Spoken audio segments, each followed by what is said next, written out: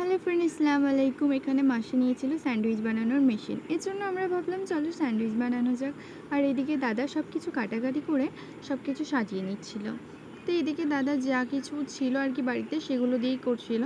আর এখানে সস, তারপরে দিয়ে দিল ক্যাপসিকাম, তারপরে দিয়ে দিল টমেটো, দেন তারপরে কিছুটা লঙ্কা দিয়ে এখানে দিয়ে দিল বাটার, চিজ।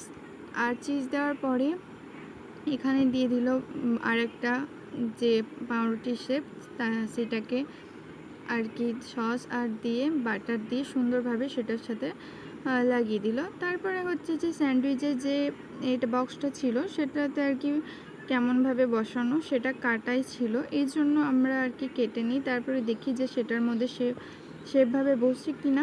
তো হ্যাঁ, দেখলাম যে বসে যাচ্ছে। তারপরে এক এক করে দুটোই তৈরি হয়ে যায়। আর সেটাকে আমরা তৈরি করার জন্য দিয়ে দিই মেশিনের উপর। আর এখানে দেখো কত সুন্দরভাবে তৈরি হয়ে গিয়েছে। আর এখানে সবাই টেস্ট করছিল, টেস্ট করে লাস্টে দেখতে পাবে আমার মাসির ছেলের রিয়াকশান কেমন। আর সত্যি বলতে খেতে অসাধারণ হয়েছিল।